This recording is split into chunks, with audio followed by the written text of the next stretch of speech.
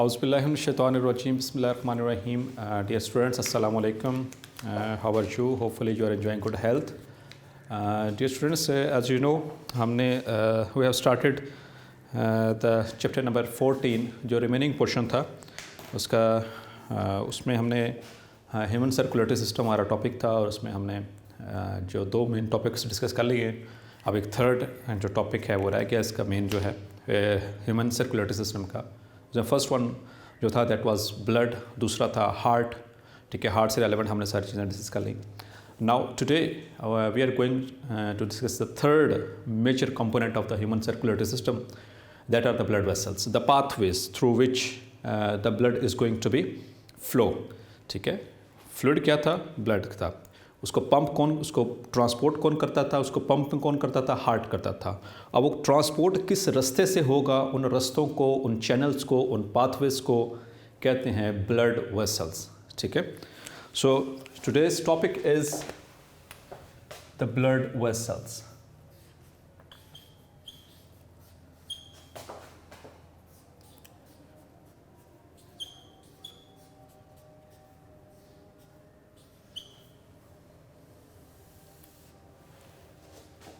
So, dear students, जो blood vessels हैं, as you know, we have got three kind of different blood vessels, arteries, veins, and the smallest one the capillaries.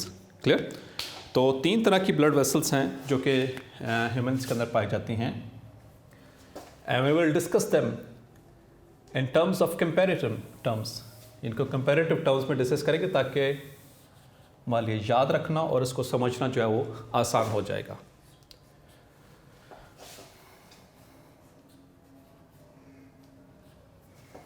So first of all the arteries.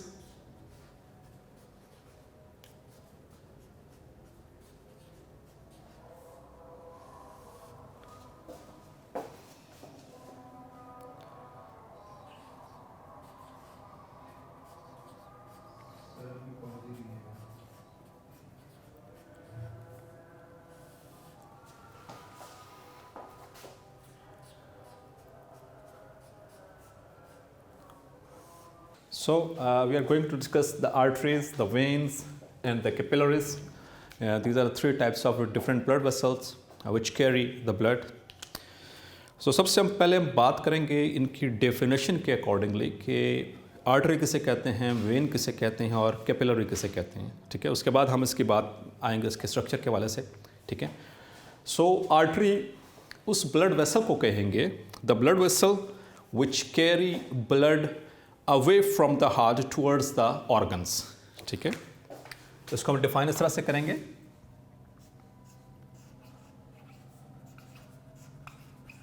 the blood vessel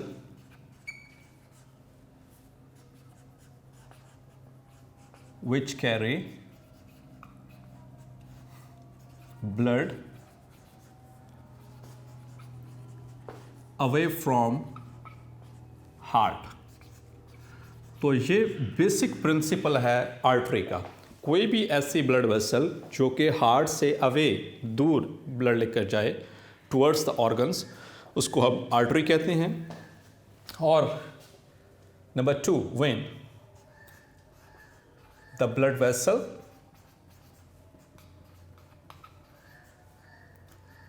which carry blood towards the heart. So basic difference, ठीक है, आपने क्या याद रखना है, ये away from heart और ये towards the heart। तो ये इनमें बेसिक डिफ्रेंसिएशन है। जो बॉडी ऑर्गन से हार्ट की तरफ ब्लड वेसल ब्लड लेकर आती है उसे हम वेन कहते हैं। और capillary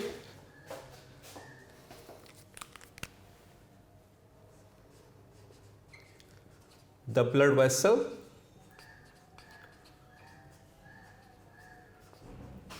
which is present between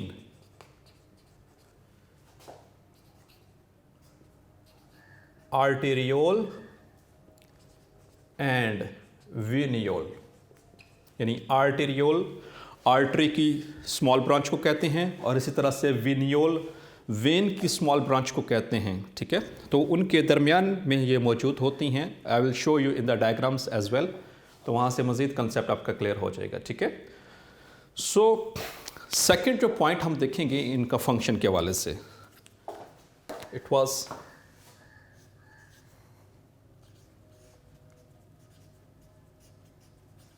the first point was definition. Now important thing is its function. So arteries जो होते हैं बेटा, they carry oxygenated blood usually. ठीक है, they carry oxygenated blood from heart to the different parts of the body, as we have I told you, away from the heart. ठीक है, ये tissues की तरफ, ऑर्गन्स की तरफ, सिस्टम्स की तरफ ऑक्सीजनेटेड ब्लड को लेकर के जाती हैं। सो ये याद रखना है। और जो वेन्स हैं, they carry deoxygenated blood.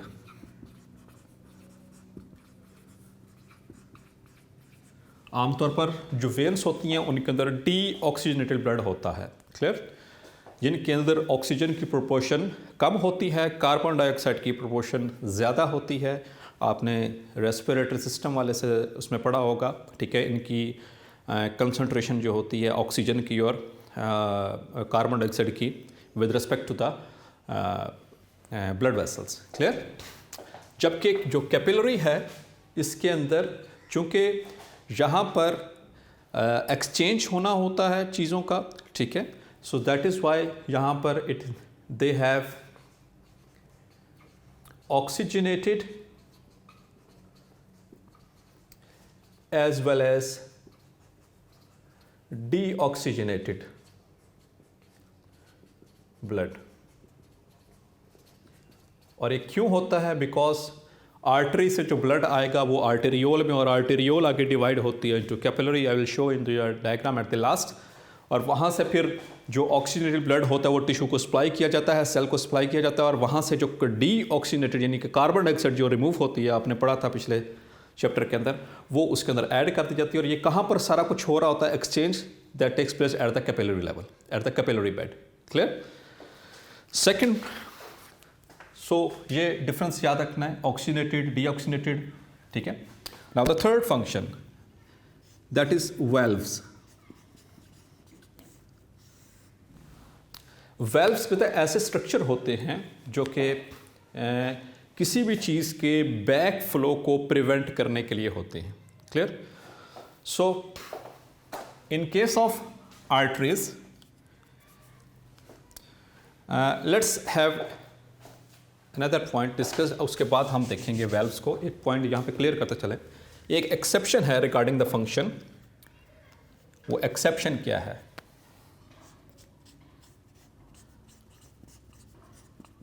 Exception regarding the function, with respect to function. वो एक्सेप्शन ये है कि जो आपने हार्ट का स्ट्रक्चर मैंने डिटेल से समझाया था, जो पल्मोनरी आर्टरी है, pulmonary artery, it carries deoxygenated blood,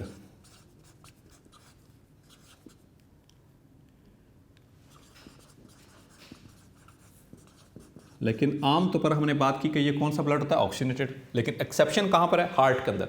आपको याद होगा राइट वेंट्रिकल से वो पल्मोनरी ट्रंक निकलता है और वाकर जाकर वो left and right pulmonary arteries में डिवाइड हो जाती हैं। तो राइट वेंट्रिकल में कौन सा ब्लड आ रहा होता था? Deoxygenated blood. तो ये पूरी बॉडी में एक्सेप्शन है with respect to oxygenated and deoxygenated blood. Clear, इसी तरह से वेन्स के अंदर भी एक्सेप्शन है। The vein is the pulmonary when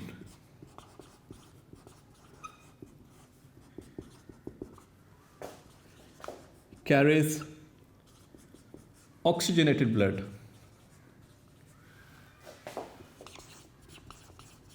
that carries oxygenated blood। कहाँ से? लंग्स से,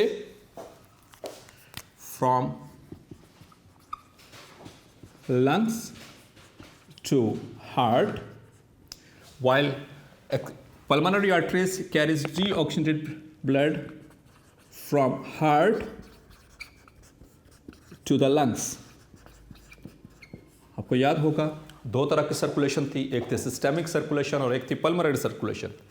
सिस्टेमिक सर्कुलेशन वो थी जो हार्ट और बाकी ऑर्गन्स के दरमियान में होती थी, इसलिए हमने हार्ट को कहा था it's the double circuit heart. हमारे जो ब्लड है, जो हार्ट होता है, ये डबल सर्किट होता है इसके अंदर। आपने जो इसके प्रीवियस लेक्चर्स में याद होगा एवोल्यूशन ऑफ हार्ट के अंदर ये चीज़ें डिस्कस हुई थी। सो हार्ट जो है डबल पंप है, एक साइड पे ऑक्सीजनेटेड और दूसरी साइड पे डीऑक्सीजनेटेड ब्लड आता है। क्लियर? तो ये याद रखना है आपने।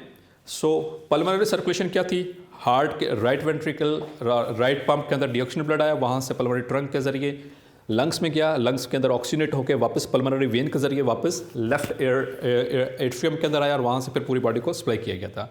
That was discussed. सो जो एओर्टा के जरिए डिस्कस किया वो वहाँ से मूव कर पूरी बॉडी को जा रहा है, वो ऑक्सीजनेटेड ब्लड है। ठीक है, और इसी तरह से ये सारे बाकी सिस्टम्स को सप्लाई किया जा रहा है उसमें, तो वो सिस्टेमिक सर्कुलेशन कहलाएगी।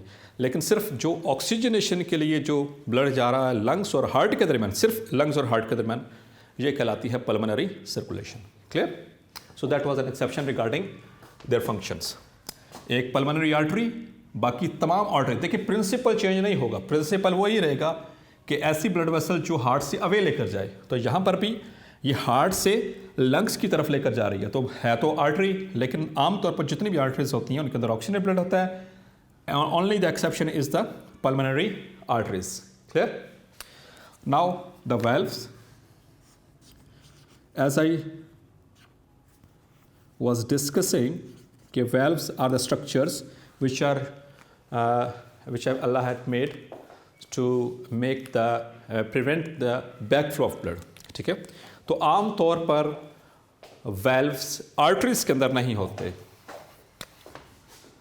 आम तौर पर। ठीक है, no valves, जबकि veins क्योंकि ये नीचे की तरफ लेके जा रहा है तो यहाँ पर बैकफ्लो होने का चांस थोड़ा सा कम हो जाता है। वेन्स क्या करती हैं, वो टिश्यूज पूरी बॉडी के टिश्यू से हार्ट की तरफ लेकर जा रहे हैं अगेंस्ट द ग्रेविटी। तो ग्रेविटी की वजह से वो नीचे की तरफ आने की कोशिश करेगा, पूलिंग होने की कोशिश होगी, लेकिन उसको बचाने के लिए अल्लाह ताला ने क्या किया है कि वेन्स के अंदर रखे हैं वेल्व्स, ताकि जो ब्लड ऊपर की तरफ एक दफ़ा आ गया है वो वापस नीचे को ना जाए। Clear? So the veins they have valves, while in the capillaries there is no need of valves। यहाँ पर valves की ज़रूरत नहीं होती है, no valves in capillaries। लेकिन जैसे फंक्शन के हवाले से एक्सेप्शन थी, इसी तरह से यहाँ पर valves के हवाले से भी एक एक्सेप्शन आपसे डिस्कस करता चलता हूँ। There is another exception regarding the valves। वो एक्सेप्शन क्या है बेटा कि जो एक पल्मोनरी वॉल्व, याद है आपको कहाँ पे था? राइट वेंट्रिकल और पल्मोनरी ट्रंक के दरमियान में। सो वहाँ से तो दैट इज़ एन आर्टरी। ठीक है, तो उसके दरमियान में है एक वाल्व और दूसरा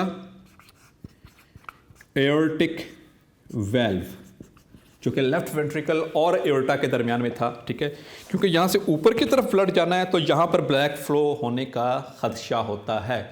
तो इस चीज़ से बचने के लिए अल्लाह ताला ने यहाँ पर आर्टरी के अंदर ये एक एक्सेप्शन रखी कि ये दो आर्टरीज ऐसी हैं जहाँ पर वेल्व्स मौजूद होते हैं।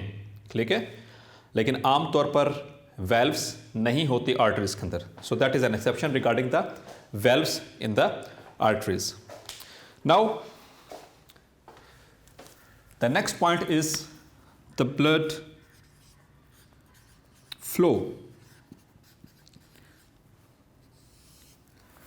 ब्लड फ्लो के हवाले से देखा जाए सो रैपिड ब्लड फ्लो होता है इन द आर्टरीज। ठीक है, जैसे सबसे ज़्यादा ब्लड फ्लो होता होगा, जितना ज़्यादा उसका डायमीटर होगा उतना ज़्यादा उसके अंदर ब्लड फ्लो होगा, और जैसे जैसे वो नीचे की तरफ जाती जाती हैं, जैसे जैसे नीचे की तरफ ये जाएगा ब्लड वेसल्स का डायमीटर कम होता जाएगा तो फ्लो का जो है वो अल्टीमेटली कम होता चला जाता है। ठीक है, सो सबसे ज़्यादा जो ब्लड फ्लो है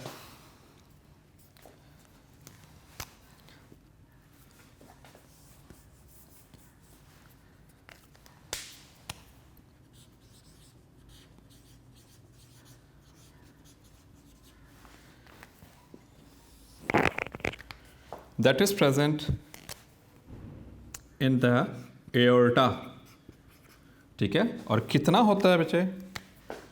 अबाउट 400 to 500 मिलीमीटर्स पर सेकेंड, ठीक है, पर सेकेंड के हिसाब से होता है। और फिर उसके बाद जैसे जैसे एओर्टा से नीचे की तरफ जाएगा तो उसकी जो फ्लो है वो कम होता चला जाएगा, क्योंकि सबसे लार्जेस्ट आर्टरी जो है ये हमारी एओर्टा है, ठीक है, जैसे कि मैंने आपको बताया था उसमें स्ट्रक्चर ऑफ हार्ट में, ठीक है। जो वेन्स होती हैं इनके अंदर अगर ब्लड फ्लो की बात करी जाएगी, सो ये स्मॉल वेन से जब लार्ज वेन्स बनती हैं, यहाँ पर लार्ज से स्मॉल की तरफ कम हो रहा है, ठीक है, large artery to small decrease करेगा। जबकि वेन्स के अंदर क्या होता है? Small veins to large veins, ये इंक्रीज करता है फ्लो, क्लियर। और जबकि सबसे जो स्लोएस्ट ब्लड प्रेशर है that is present in the capillaries. सबसे स्लो ब्लड फ्लो जो होगा वो यहां पर होगा स्लोएस्ट। और कितना होता है? अबाउट 1 मिलीमीटर पर सेकेंड। और बेटा इसकी भी रीज़न है, रीज़न इसके पीछे क्या होती है? क्योंकि इस लेवल पे होना है एक्सचेंज। अगर यहाँ पर ब्लड फ्लो थोड़ा फास्ट हो जाए तो there wouldn't be an appropriate time for the exchange of materials like gases, like hormones, like vitamins, like enzymes, like nutrients, like metabolic waste वगैरह वगैरह, ठीक है। तो अगर यहाँ पर फ्लो ज़्यादा होगा तो फिर जो है वो एक्सचेंज का जो रेट है वो कम हो जाएगा, ठीक है। सो इस वजह से अल्लाह ताला ने सबसे कम जो है वो फ्लो इसके अंदर कैपिलरीज में रखा है, ताकि बहुत आहिस्ता से यहाँ से जाएगा तो ताकि आसानी के साथ अप्रोप्रिएट जो है वो एक्सचेंज यहाँ पर हो सके, ठीक है। Next point is about the bore and thickness. तो जो आर्टरीज होती हैं इनका बोर स्मॉल होता है बट हैव थिक वॉल्स, ठीक है। बोर इनका स्मॉल है कंपैरेटिवली, लेकिन जो थिकनेस है इनकी ज़्यादा होती है। थिकनेस इनकी इसलिए ज़्यादा होती है क्योंकि यहाँ पर प्रेशर ज़्यादा होता है, तो प्रेशर ज़्यादा होने की वजह से इनके अंदर they have to meet the pressure, ठीक है, ताकि ये रप्चर ना हो जाए, इसलिए ये थोड़ी सी थिक होती हैं। As far as veins are concern, इनका कंपैरेटिवली लार्ज होता है। बोर कहते हैं ल्यूमेन को, ठीक है, जैसे ये सुराख जिसके अंदर ब्लड फ्लो करेगा, हम बोर उसको कहा जाता है, ल्यूमेन जिसके अंदर ब्लड फ्लो करेगा। Suppose this is blood vessel, तो ये इसका बोर कहलाएगा, ठीक है। तो इसमें कंपैरेटिवली वेन्स का बोर थोड़ा सा लार्ज होता है, लेकिन इसकी वॉल्स थोड़ी थिन होती हैं as compare to the arteries, clear.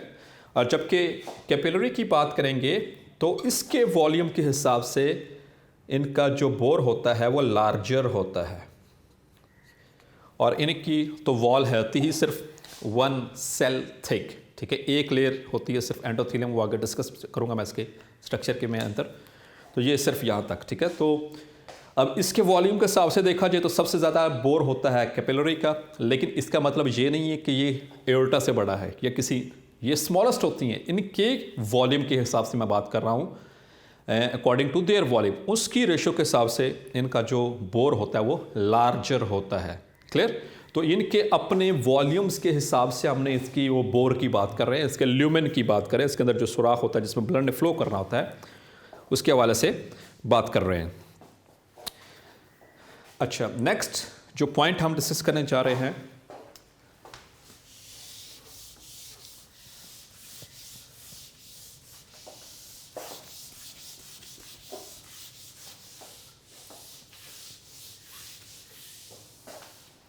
that is muscular and elastic tissue, muscles and the elastic tissue thickness.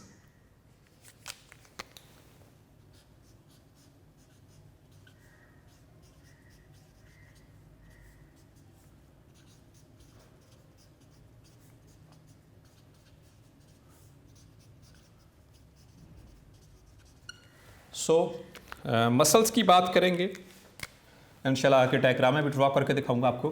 तो इनके अंदर थिक होती है मस्कुलर लेयर, स्मूथ मसल्स की लेयर होती है, थिक होती है, और इलास्टिक टिश्यू भी इसमें ज़्यादा होता है कंपैरेटिव विद द वेन्स। इसके अंदर जो मस्कुलर लेयर होती है स्मूथ मसल्स की, दैट इज थिन, और इसके अंदर लेस इलास्टिक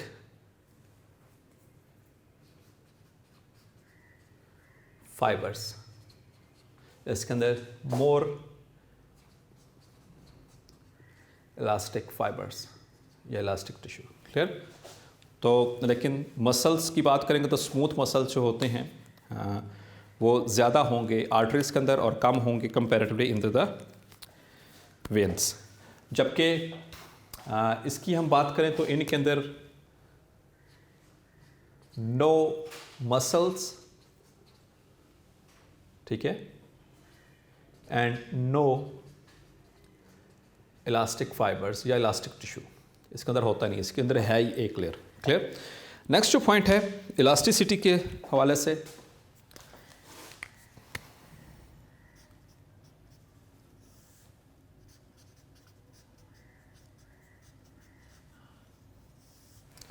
सो आर्टरीज जो होती हैं they are more elastic, veins इनसे थोड़ा कम इलास्टिक होती हैं, जबकि कैपिलरीज आर नॉन इलास्टिक, इनके अंदर इलास्टिसिटी की ज़रूरत ही नहीं है। तो अल्लाह ताला ने उसके हिसाब से ये सारी चीज़ें रखी हैं। यहाँ पर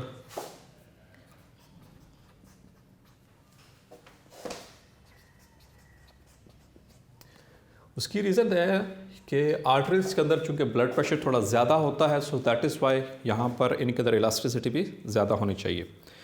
नेक्स्ट पॉइंट है exchange of materials.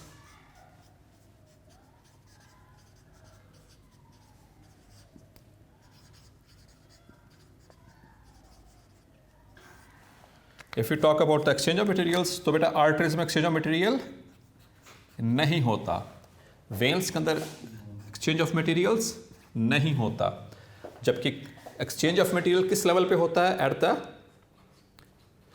Capillary level. सिर्फ ये वो पॉइंट है जहाँ पर जो है वो मटेरियल्स एक्सचेंज हो सकते हैं। क्लियर? उसके वाले से एक और चीज़ यहाँ पर देख सकते हैं हम, नेक्स्ट पॉइंट इसका बना सकते हैं।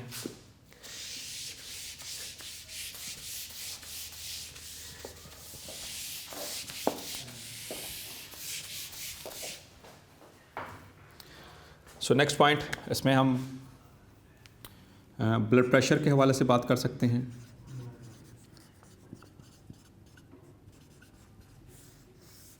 सो जो आर्टरीज होती हैं उनके अंदर ब्लड प्रेशर हाई होता है कंपैरेटिवली, वेन्स के अंदर लेस, और इनके अंदर very few millimetres of mercury, बहुत कम होता है। ठीक है, इनके अंदर जो ब्लड प्रेशर होता है। इसके बाद हम बात करेंगे इनकी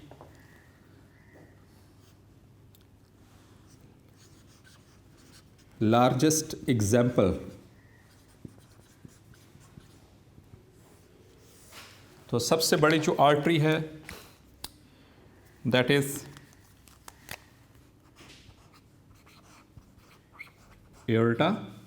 सबसे बड़े जो वेन्स हैं that are the vena कैवास।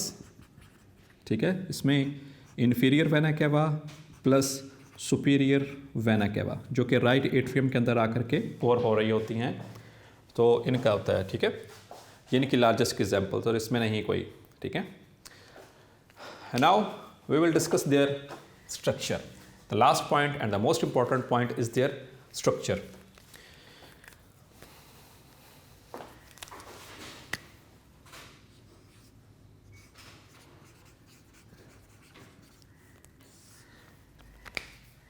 So if you look at the structure,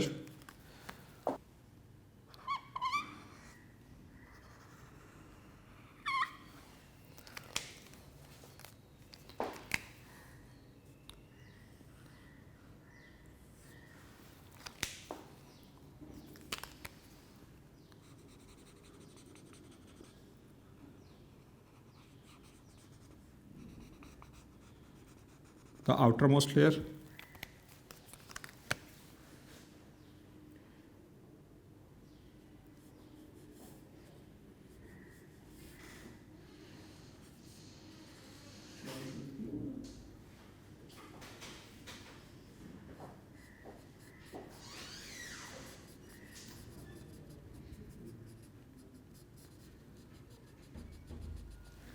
then the middle layer,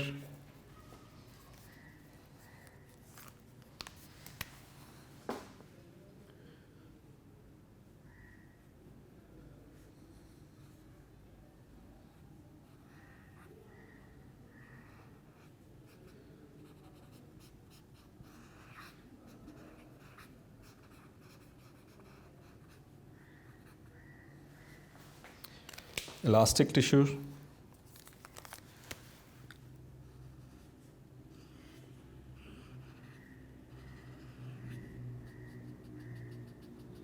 and finally the innermost layer. इसी तरह से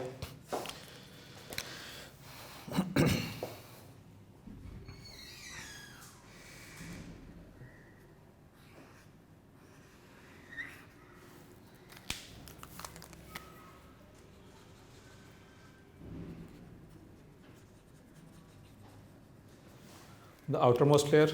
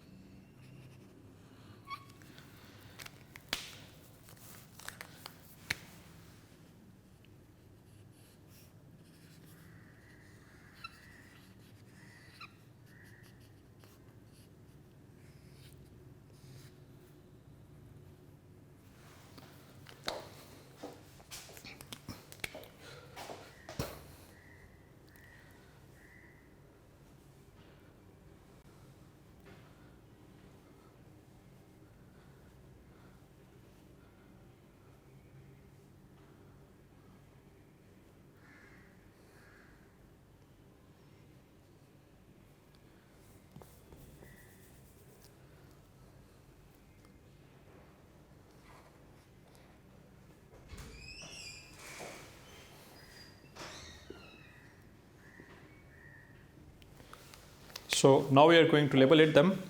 So जो layers होती हैं उनको हम scientific term में एक नाम दिया जाता है ट्यूनिक्स का. They are called as the tunics. ठीक है, ट्यूनिक्स का मतलब है means layers, ये याद रखना आपने. ठीक है, so now we are going to label. ये जो सबसे outermost layer होती है, this is the outermost.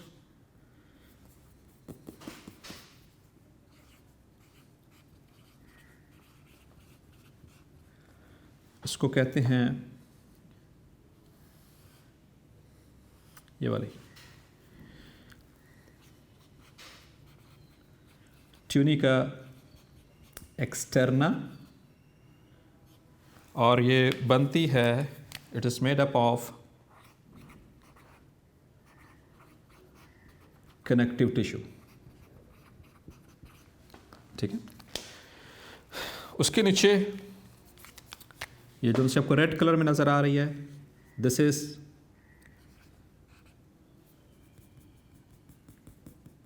Middle layer और कॉल्ड एज ट्यूनिका मीडिया. अब जो ट्यूनिका मीडिया है ये वाली, इसमें एक तो हम मसल्स को भी काउंट करेंगे और नंबर 2 इसके अंदर इलास्टिक फाइबर्स को भी काउंट करेंगे, इलास्टिक लेयर को भी काउंट करेंगे. क्लियर? तो इट इज़, ये आउटर जो देख लें, that is made up of smooth muscles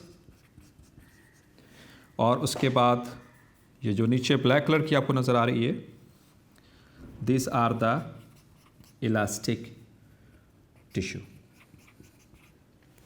यहाँ पर भी ये है, ये इलास्टिक टिश्यू,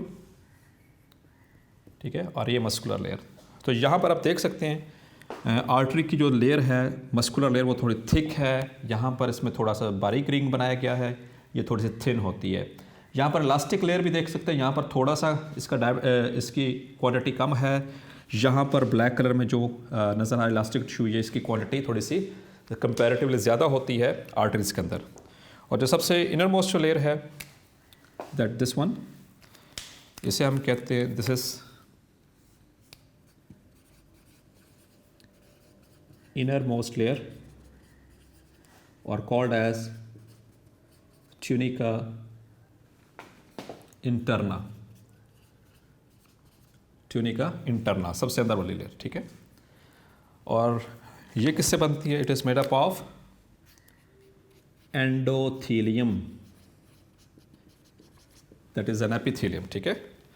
एपिथीलियम की जो टू टाइप्स, सब टाइप्स, उसके अंदर ये आती है एंडोथीलियम। तो ये तीन मेजर लेयर्स, ये outer most tunica externa, that is made up of connective tissue. यहाँ पर देख सकते हैं number 2 is the tunica media, the middle layer. ये दो चीज़ों से बनेगी, एक तो स्मूथ मसल और दूसरा इलास्टिक टिश्यू से। स्मूथ मसल यहाँ पर आर्टरीज के अंदर ज़्यादा है, यहाँ पर ये मस्कुलर लेयर है और ये इसके अंदर थोड़ा सा कम होता है कंपैरेटिवली, ये थोड़ी थिन होती है, दोनों के अंदर है। उसके बाद ये नीचे ब्लैक कलर की जो शो की है, दैट इज इलास्टिक टिश्यू। इसके अंदर भी थोड़ा कम है, लेकिन इसके अंदर आर्टरीज के अंदर इलास्टिक टिश्यू ज़्यादा होता है। इसी वजह से तो उनकी इलास्टिसिटी ज़्यादा है, बिकॉज उनके अंदर जब ब्लड प्रेशर से आता है, हार्ट उसको पंप करता है, तो वो प्रेशर से आएगा तो उनको आगे एक्सपेंड करना पड़ता है, ठीक है, उनको एक्सपेंड करना पड़ता है। इसी वजह से तो हमें वो पल्स फील होती है, ठीक है। जब हम पल्स को चेक करते हैं तो हमें वहाँ पर ऐसे थ्रॉबिंग सेंसेशन जो फील होती है, जैसे यहाँ पर हम रेडियल पल्स की बात करें तो यहाँ पर हमें ऐसे रिदमिक एक्सपेंशन एंड कंट्रैक्शन हमें जो फील होती है इसके अंदर, वो फीलिंग किस चीज़ की होती है? यहाँ पर जो रेडियल आर्टरी के अंदर जो ब्लड प्रेशर से आ रहा है, प्रेशर जब उस यहाँ पर आकर टकराता है तो ये इसकी वॉल्स ऐसे एक्सपैंड करती हैं। एक्सपैंड होने के बाद चूंकि इनके अंदर इलास्टिक टिश्यू ज़्यादा होता है तो ये वापस अपने नॉर्मल पोजीशन में आ जाती हैं। क्लियर? और अगर बोर के अतबार से भी देख लें तो बेटा यहाँ पर देखें, ये वेन का थोड़ा सा बोर कंपैरेटिवली ज़्यादा है, ठीक है, और आर्टरीज का थोड़ा बोर जो होता है यानी कि जो ल्यूमन है वो थोड़ा सा कम होता है। और ये किससे बनता है? जो inner most layer, that is tunica interna, और जिसको कहते हैं एंडोथीलियम। ये ट्यूनिका के जो टर्म्स हैं ये आपकी बुक के अंदर नहीं है, तो इस पर परेशान होने की ज़रूरत नहीं है। सो आप उसमें सिंपल आउटर मोस्ट, मिडल और इनर मोस्ट लेयर के हवाले से भी उसको याद रख सकते हैं। ये है जी कैपिलरी सिंगल सेल थिक, पहली बात याद रखनी है, ठीक है। It is made up of only one layer of cells, ठीक है, एक ही सेल्स की लेयर है। ये कौन से सेल्स हैं? दिस इज एक ही लेयर, दिस इज एंडोथीलियम। और इसके प्रोपोर्शन, इसके वॉल्यूम के हिसाब से देखें तो इसका जो सा ये बोर है वो बड़ा है as compare to the other ones, इसके वॉल्यूम के हिसाब से देखेंगे तो। क्लियर? अब ये इनकी फॉर्मेशन कैसे होती है, ब्लड फ्लो कैसे करता है, उसके हवाले से एक छोटी सी डिस्कशन हम कर लें। यहाँ पर मैं डायग्राम बना देता हूँ।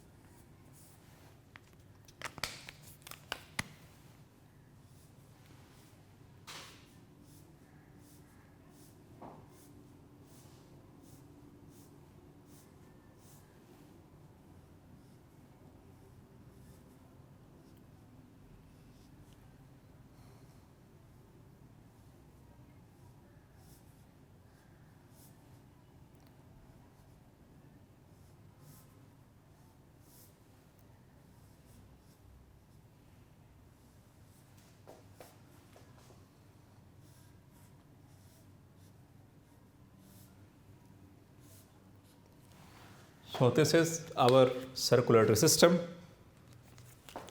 So this is an artery.